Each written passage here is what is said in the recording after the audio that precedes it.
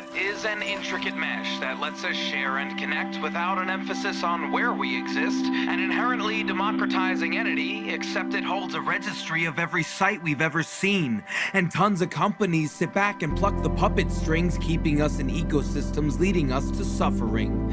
Attention spans hijacked, held for ransom, converted into data that's passed along for handsome offers. And when centralized entities collect our data, they create a single point of failure. Face the facts. Hackers crack a single lock to attack, gaining access to data that should have stayed under wraps. And this'll keep on happening till we commit to manifest a vision, patch the fabric of this backward system. Let's seek a better dream. Our data's trapped, so we're taking it back.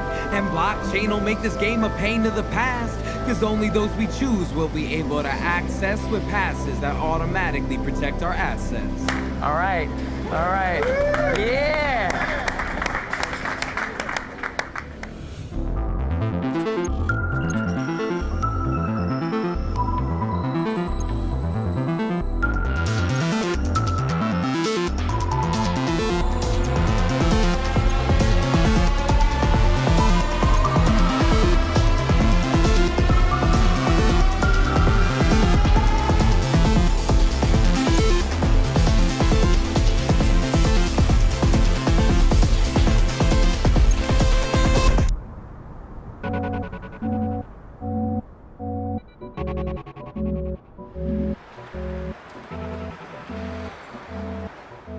If you walk out onto the street of a city, you're going to find yourself surrounded by like thousands of strangers, people you do not know who they are. But you can still interact with them. And the reason why that's the case is that we have huge institutional structures that underpin our interactions, like legal systems, state systems, big corporate systems, all sorts of stuff. This is the reason why we are able to sort of interact easily with some shopkeeper we have no idea who they are. So when the cryptocurrency or blockchain technology community are talking about centralization, they're referring to those institutional structures. The original blockchain technology community basically said that what we need to do is to replace that institutional infrastructure with digital protocols that nobody controls. What is centralization? Basically one person or one institution owning everything, right? Tulips? Driven by the belief that centralized entities are vulnerable to attacks, corruption, and inefficiencies, developers and activists looked for alternatives. Bitcoin's creation was a milestone in this quest for decentralization. The cryptocurrency divorced money from banks and governments using cryptographic code, empowering individuals to believe other middlemen could be replaced as well. Bitcoin created the first system to transfer value without intermediaries on an open network. And I think that's only the first element, because now we have networks that are building on top of the concept that Bitcoin created of decentralized transfer of value, to also have decentralized agreement systems that will enable deep transformations in our societies. Central to Bitcoin's innovation is its underlying technology. The cryptocurrency introduced blockchain to the world. There is a lot of hype about blockchains, no? But what is a blockchain? Because a blockchain is really a simple thing. Blockchain is basically a ledger where each one of its pages is linked to the previous page in a way that if I want to change anything in the past, that creates a domino effect that will affect all the subsequent pages. So it's very easy to see that somebody modified that ledger. So that's the beauty of a blockchain. But that by itself, if I only have one copy of the blockchain, it's not very secure, because a hacker can change the blockchain, and I have no way to tell what was the original blockchain. So Bitcoin went one step further, and what it did is it distributed copies of this ledger among thousands of computers around the world. So every time a new page was created, each one of these computers was validating that that information was true and was fulfilling the agreement that these computers had.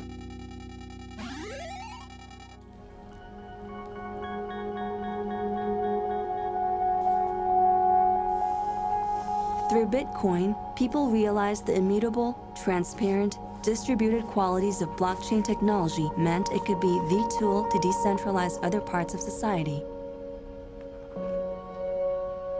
We start realizing that if a currency can be digitized, then other assets can be digitized as well.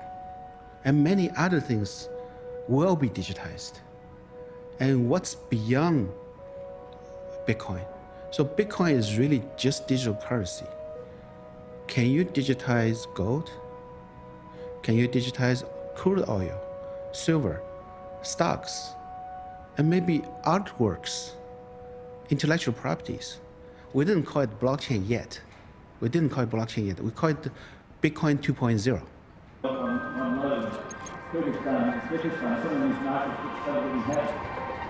CEO of Canberra up on stage.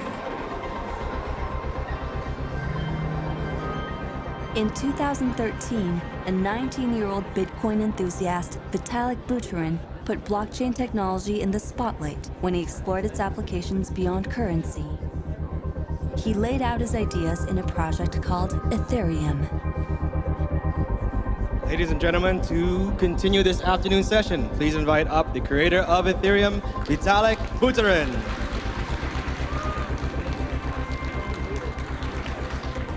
Thank you. Hello, everyone. Good to Xin Chao. Good to be in Vietnam for the first.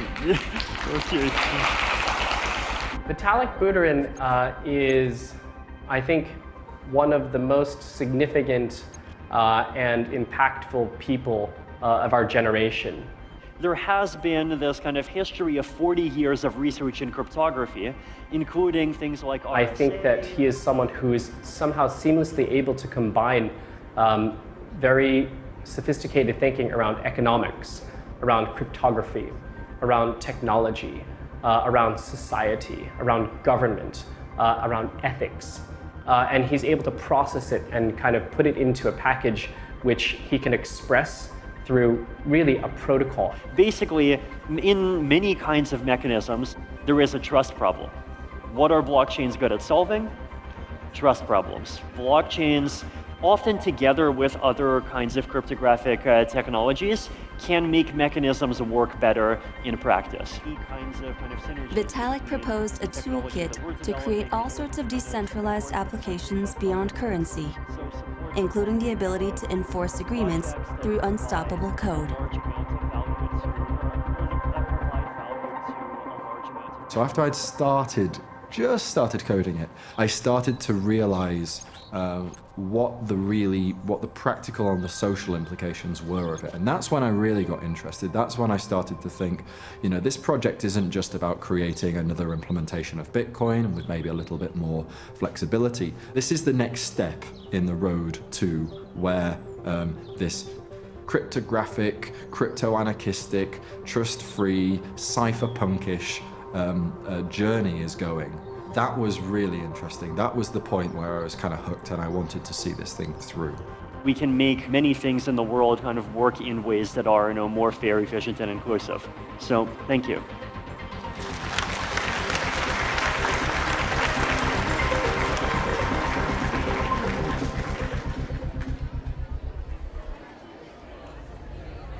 The goal was to create a new, simple blockchain that made the technology more accessible to a wider audience, similar to the operating system on a Mac or PC. Anybody can build anything on top of Ethereum.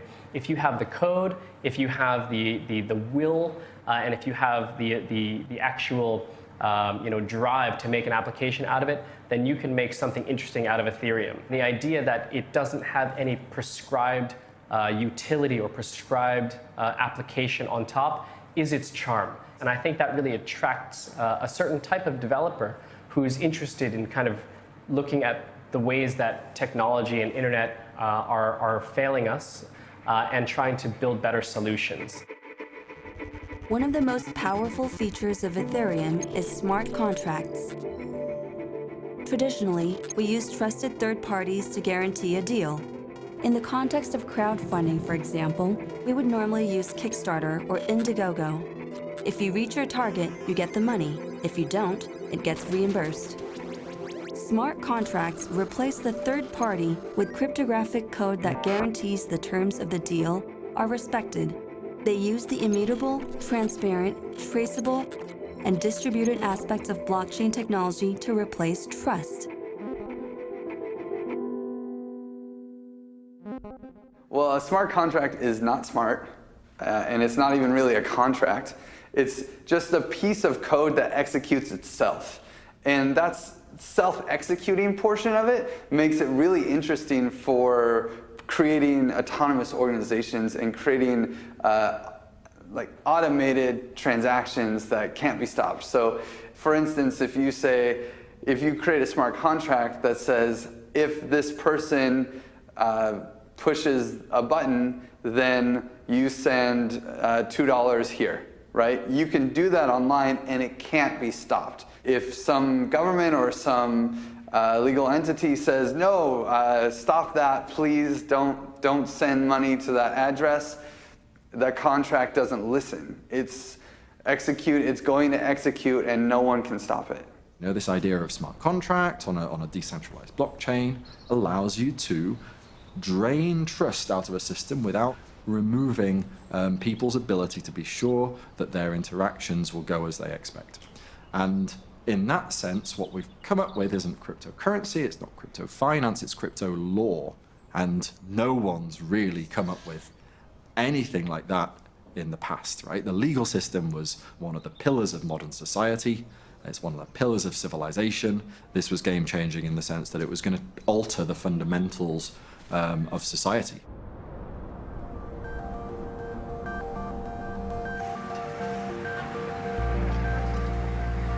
Ethereum needed money to come to life.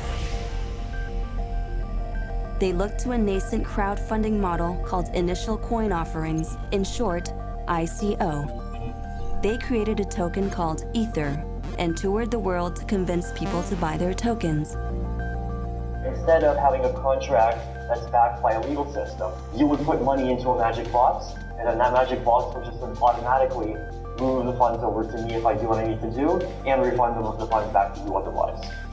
I saw his team. I was like, wow, you have such a lavish team back then, because back then in the Bitcoin industry, there's no like 10 people team. I was saying you have a project manager, you have a graphic designer. That's like more than luxury, right? I said, oh, Vitalik, whatever you're building, I don't understand, but do come to China and tell us about it. And he did. He says, Eric, I wanted to learn Chinese. I said, come to China. You might find a Chinese girlfriend and you're probably gonna be able to speak Chinese very soon. So he did come. Because of my art network, I was actually able to access a very high level and a very qualified level of C-suite executives in the financial industry. So these are managing directors and CEOs of some of the major banks in Hong Kong. And I was able to have these very frank and very kind of open discussions with them about the ideas of blockchain and help to try and normalize the concept and normalize the conversation of blockchain and Bitcoin so that it wasn't just this kind of threatening kind of idea to the banks. I was very kind of pleasantly surprised at how willing they were to engage in this idea. Even some of the banks which were openly anti-Bitcoin, some of their executives were happy to kind of come to my, quirky little private lunches with Vitalik Buterin. This is back in 2014, and listen to these strange ideas and walk away with, their door a little bit further open about what the future of finance could potentially be. They were able to raise the funds, and Ether became a cryptocurrency traded on an exchange, just like Bitcoin. The possibilities seemed endless, and money flowed in. The race to bring applications to life began.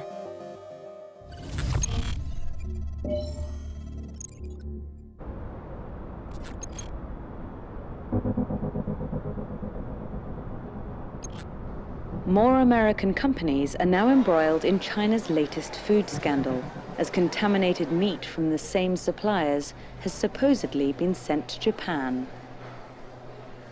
Our investigation focused on a bowl of noodle soup, specifically what ingredients are tainting such a simple dish.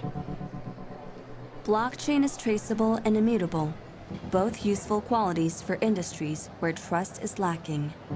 For food, the life cycle of products can be tracked and shared on a blockchain in a reliable way.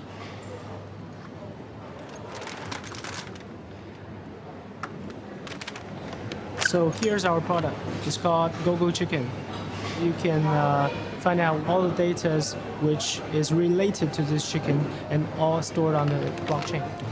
So inside the package will be a whole chicken with a bracelet on the chicken's leg. And we never take it out when it's born until it is delivered to the store. It's just like your Apple Watch. When people are walking, the Apple Watch will collect the data and it will store the data and will shows it in your iPhone. We're doing the same thing. The blockchain will make sure that nobody can change the data. Because if I'm the producer, I can fake the data, but nobody will trust me. Actually, most of the stuffs in the market are putting some data attached to the product, but most of them are faked. This technology will prove to my customer the data is true, and second, the data cannot be changed. So here we go. This is our product, and when the customer get the product, they can open it and to have the chicken. And here's a bracelet. And if you open your phone and can scan the QR code, you can get all the data from the whole life of this chicken. It is born in Henan province. It has lived for 166 days. It is 1.5 kilogram and it has been walked over 2 million steps for his whole life. This is a chicken on the blockchain, and this will be the future for the food.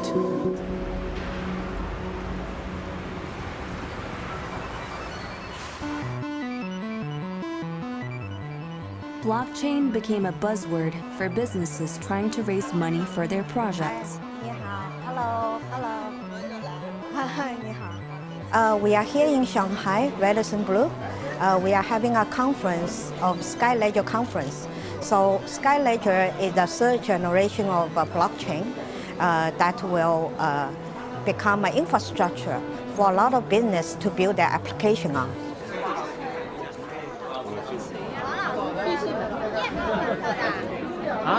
I was on Wall Street, doing hedge funds, right? So you realize that all these financial tools is not helping people.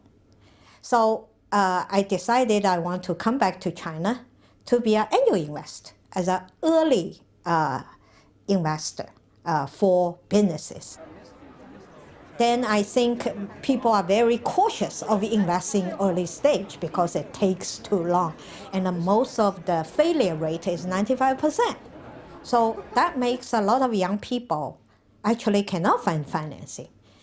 Then we have blockchain come out, and then suddenly there is a new thing called the ICO.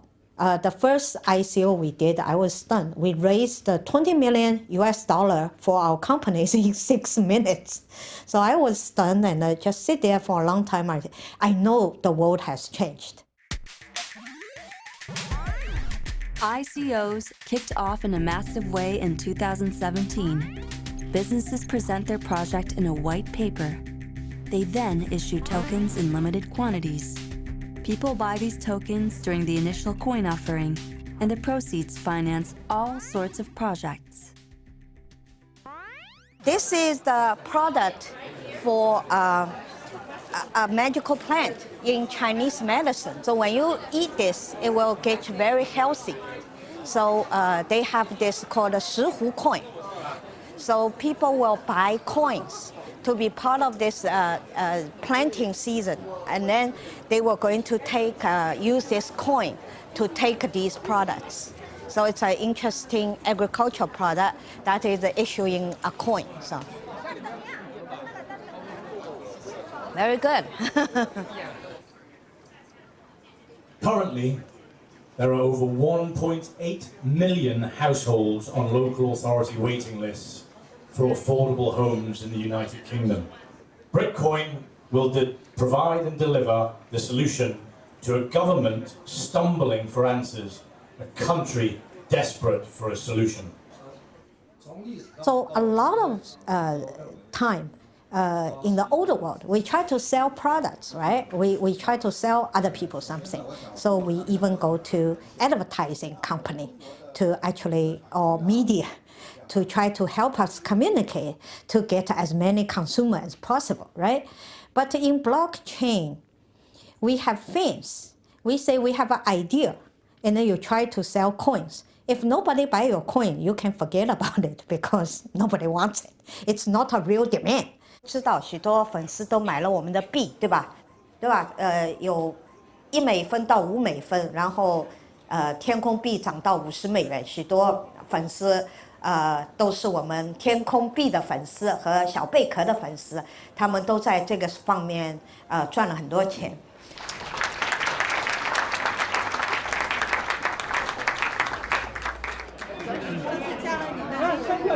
Coins can be traded as cryptocurrencies on exchanges, and their price is often independent from the projects themselves. A speculation market emerged.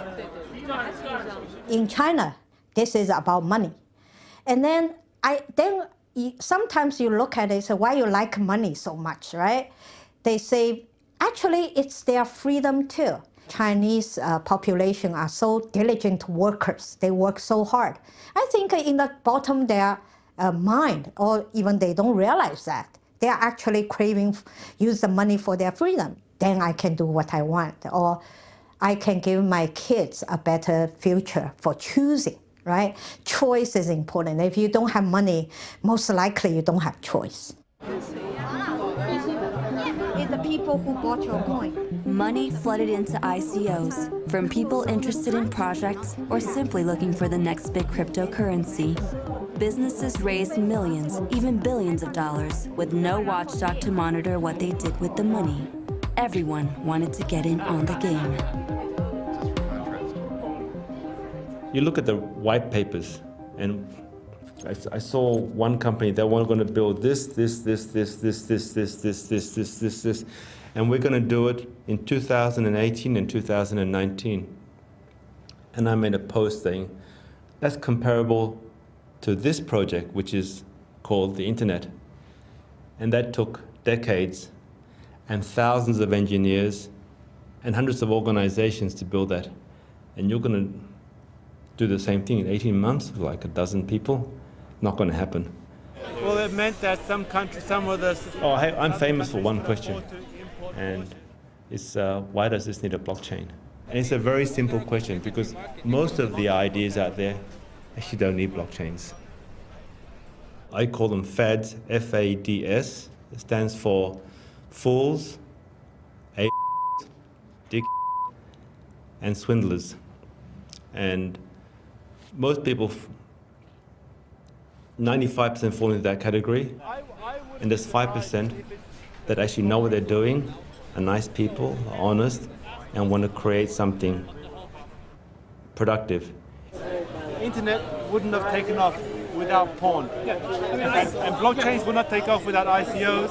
And Deng said, you know, when you open the window, a few flies are going to come in. You hear about an ICO, your mind immediately kind of says, nope, probably don't want to write about that because invariably it might be linked to some kind of scam. I mean, there's just been so much nefarious, weird stuff going on with these kinds of schemes, with these token sales. I mean, I've seen companies that are absolutely struggling and have nowhere to go, and their last-ditch attempt to raise money is with an ICO. The Central Bank of China bans ICO. As CoinIder reports, banking regulators... It is official for those of you that woke up to the panic. China has banned ICOs. We saw this last week coming. There was speculation. The ICO boom hit its peak at the end of 2017 and caught the attention of Chinese authorities. This is known as the 9-4 document, which is September 4th. And this was issued by even more departments endorsed by more departments, essentially talked about ICOs being an illegal form of fundraising. So that was a huge shocker to that community. And of course, at the very bottom, it talked about exchanges, platforms that were doing ICO tradings and cryptos and altcoins and tokens. So those all had to stop. So that was a loop all clause that caught all of us. We didn't expect this. We didn't expect full closure. This was a real shocker. And of course, the prices of crypto fell a lot. This is our last day photo, BTC China. This is the day we, on September 30th. So we're operating for 2,305 days, a world record at that time for the longest running Bitcoin exchange worldwide. And we essentially closed down the trading platform. I think it was 12 noon. So all the management team is here in the photo, and people were taking pictures of it. Yeah. The new law had an immediate impact on the international price of Bitcoin and sent waves of uncertainty throughout the crypto community. But it didn't deter the investors and companies riding the wave of blockchain's popularity.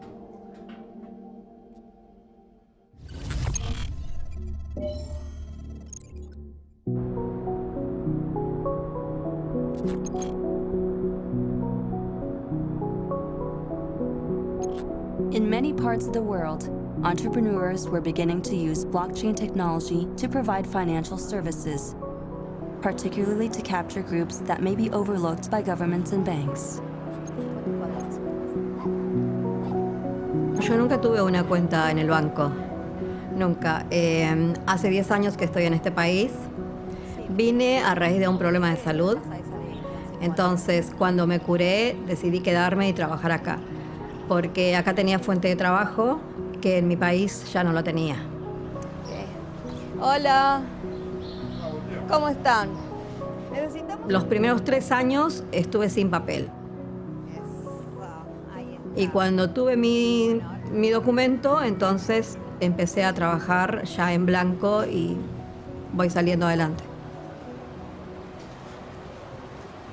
Mi nuera tenía un embarazo de alto riesgo y que tenía que venir a Argentina para poder tener el bebé, porque caso contrario lo perdía. Y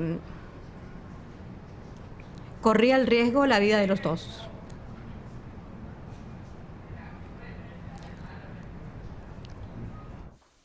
Y yo para poder traerle a mi hijo necesité mucho dinero. Mis jefes me habían puesto una cantidad de suma de dinero y yo buscaba por otro lado para poder completar y cubrir todos esos gastos. A una de esos encontré una aplicación, lo bajé, yo enviar la solicitud y grande fue mi sorpresa para que me lo aceptaban así, de la nada. Entonces, 1 hora después de haberme aceptado la solicitud, yo estaba retirando el dinero. To some, this may seem too good to be true, or even worse, a scam. But this is considered one of the most powerful applications of blockchain technology, helping a population of 1.7 billion unbanked adults access basic financial services.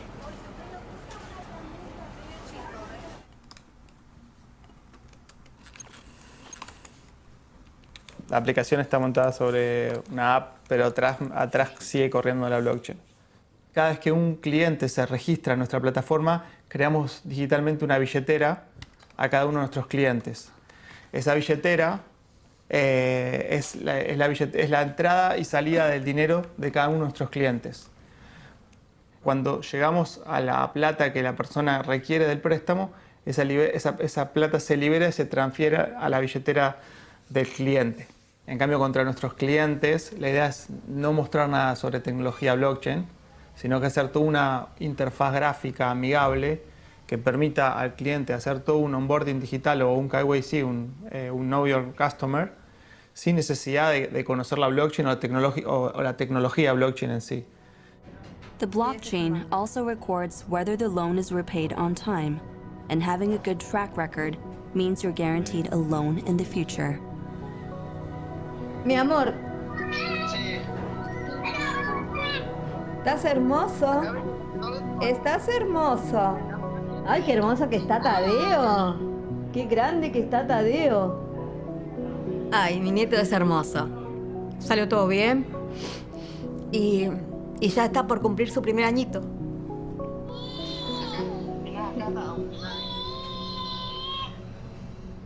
And now we have, reliable systems to record our behavior, to record our interactions with society. So now we can build reputational models that, if they are well designed, can protect also the privacy of individuals. So it's less important who you are in terms of what a state says you are, and how you behave becomes who you are. So that is very powerful, because that enables the creation of trust without trusting, if you will.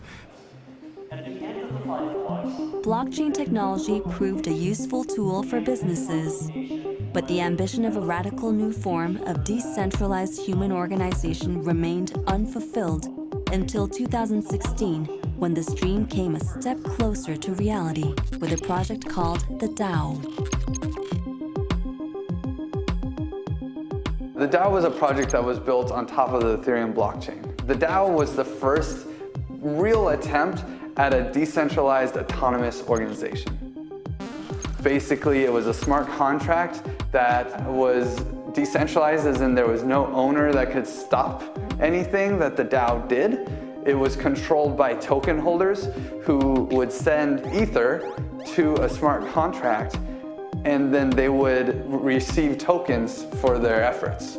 And those tokens could then be used to vote on which projects they should support. It was really the first big experiment that I feel everyone was excited about.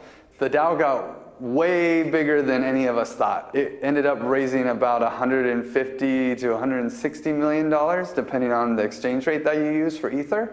And that was about 14% of all Ether in existence.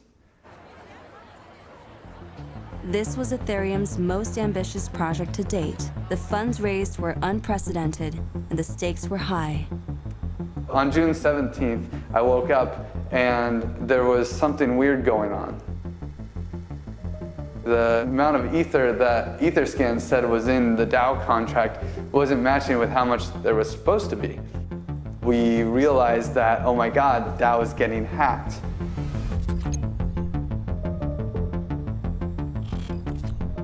The Ether was literally just being mechanically sent to another DAO without DAO tokens being burned. We had to do whatever we could to slow down the bleed. We were able to recreate the hack, and we understood that they found a bug in the contract. Once the initial hack was public, it was an open invitation for others to join in. The only option was a counter-hack. Hacking is illegal in so many jurisdictions, even white hat hacking, which is good guy hacking, right? We actually decided to wait until someone else started hacking the DAO, and then we would just hack it better. And that's exactly what we did. In the end, there were 7 or 8 DAO hackers. And once we hacked the DAO, we also hacked all of the other little DAO hackers so that we could take over their DAOs as well, and take all of those funds so that we had control of all of those funds. The way the split function that had a bug in it worked was that the funds would be going to a wallet where they would be locked there for minimum 35 days.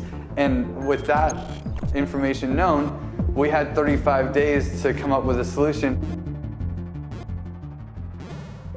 And so the original crypto community basically believed that this has no politics. This is not about humans. This is not about anything. It's about physics and mathematics.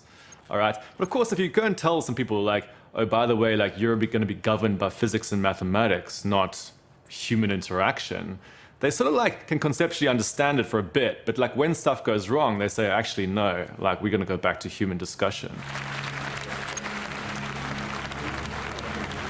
We got 3 choices, basically. We do nothing. And when I say we, I don't mean, we, some elite people who are just controlling everything. I mean the Ethereum and the DAO community. we enact a soft fork, which would basically be a very kind of easy, simple, low-risk way of altering the network protocol slightly, just sort of nudging it into a direction in order to freeze that 14% of funds. Or we hard fork, and that's a much more significant undertaking. It would actually alter the protocol in a significant way. But if we did that, we could definitely basically return all of the ether in this DAO and in the stolen DAO and all that. We could return it back to the original holders and basically go, whew, that was a close one. At this point, the jury's out, and I think over the next day or two, we're going to find out what the sentiment is of these stakeholders and whether they really want to do anything against it or not. But this is an important case, right? I think it's probably the most important case in cryptoeconomics since the birth of Bitcoin. Yes. As the creator of Ethereum, Vitalik promoted the idea of fixing the hack so people could recover the stolen funds. He suggested a hard fork.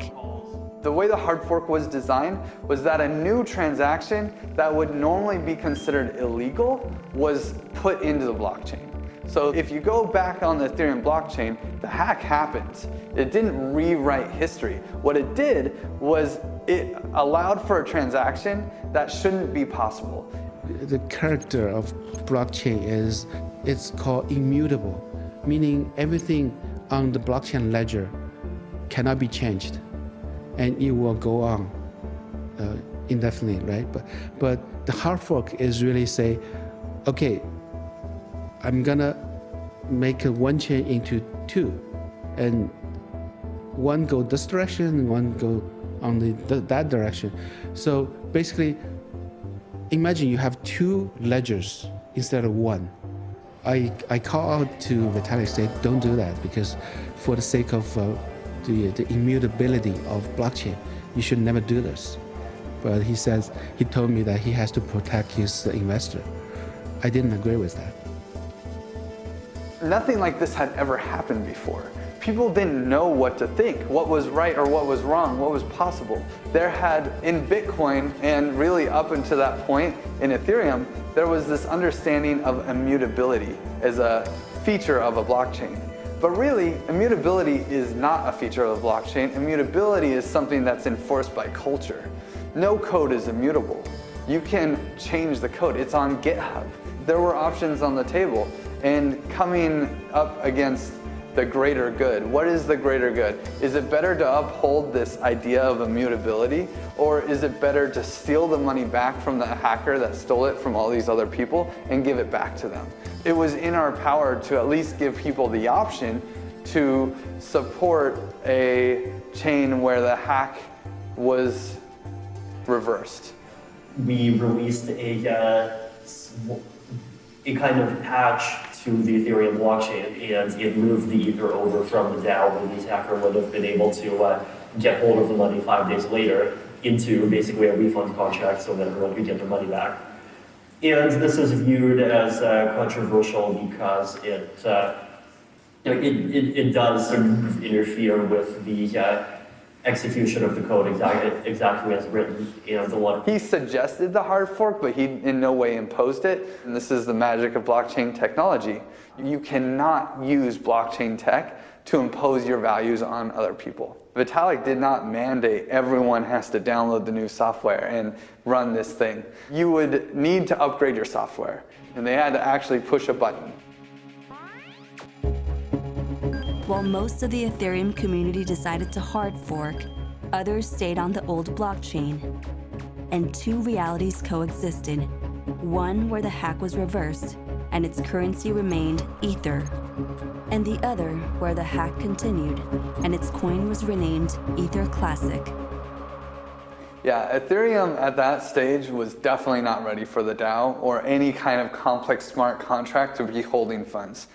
It really still isn't ready for decentralized, autonomous contracts to be holding funds. It's very dangerous. Smart contracts are an experimental technology, and that was part of why we couldn't believe people would risk so much money in the DAO, because it was so new. It is such a risk to just send money to a piece of software in a programming language that's only 8 months old. And this is still blockchain being explored by society as a whole. People starting to kind of get to grips with it on, sort of on the lowest level, and slowly climbing up the ladder of sort of comprehension as to how it's going to affect things, how they can alter existing solutions, and how business and enterprise and indeed the economy of the world will change around it. The DAO hack was a turning point for the crypto world. People began questioning the role of community and defining the purpose of code. The DAO also showed that there was appetite and money for blockchain-related projects to thrive. A growing community is exploring its practical and sometimes unusual use cases.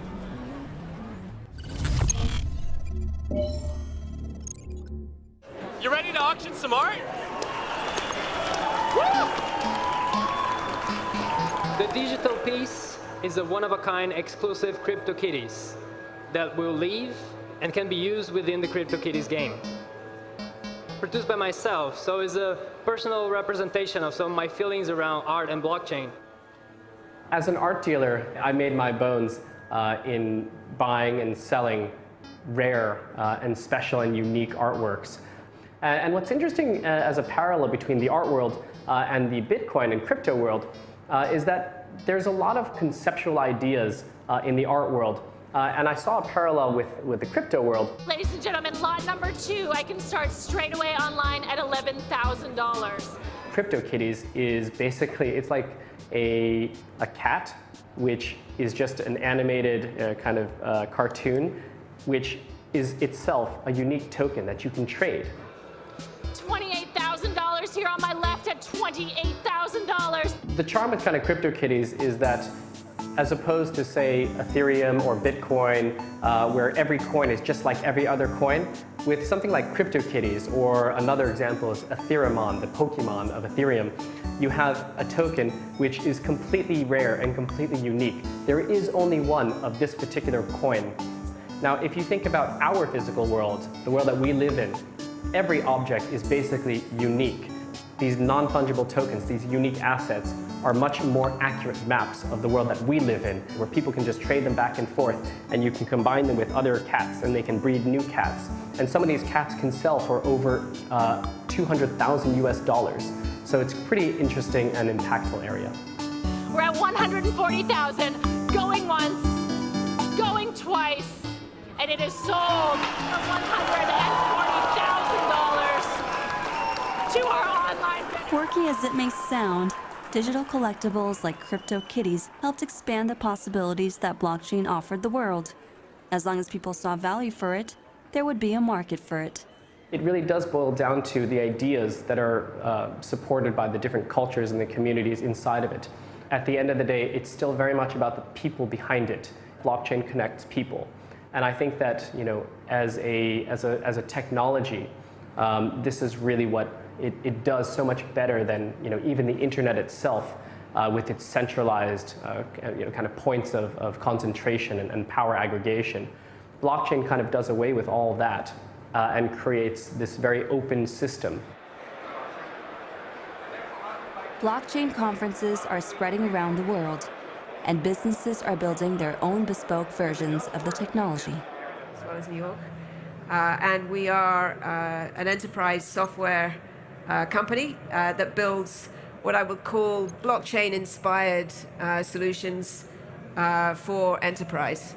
Blockchain-inspired solutions for enterprise. I like being inspired. And speaking of inspired, that creates a lot of debate, right? Because everybody in the world will tell you what you're doing is not a real blockchain. Our customers are enterprise, and they have real-life problems that have to be solved. And if that means diverging the design from what a proper blockchain might be, then that's what you have to do in order to solve for those constraints. Companies and governments created their own closed blockchains, distributed only within their network of choice. A far cry from the disruptive, decentralized ambitions of Bitcoin. If I was to compartmentalize the various elements of the community, you have the original libertarian blockchain community, whose like basic deal is that like capitalism isn't working properly. We must create true capitalism, like true hyper-capitalism. Then there's like the corporate capitalism crew, which is like all the corporations that are using it. So like that's the corporate blockchain community saying, well, we could do stuff with this. Then there's like an anti-capitalist blockchain community, which is very small, who are very like anti-market and who believe that they can use blockchain technology for enabling solidarity and stuff. There's increasingly like differences emerging on what the actual end goal of this is. It's quite diverse right now, I'd say.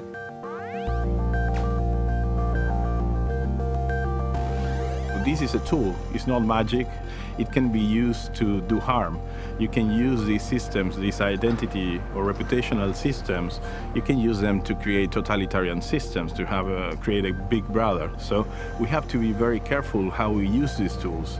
So they are enablers of a more free and an inclusive society, and they don't become tools of oppression. Blockchain is not about revolution. Blockchain is about evolution. It's the next evolution of human organization. We have this new way to organize and experiment with human organization, experiment with governance of humans and of funds. We have the internet, and yet our governance hasn't changed in hundreds of years. Now anyone can create their own governance method. They can just build it on a blockchain. They don't have to ask permission. They can innovate like that. These experiments, maybe they work out, maybe they suck, but we're going to start playing with it a lot in the next 10 years, and we're going to see what actually can work out. And I guarantee some form of governance using blockchain technology is going to be 10 times better than what we do today in our normal governance situation.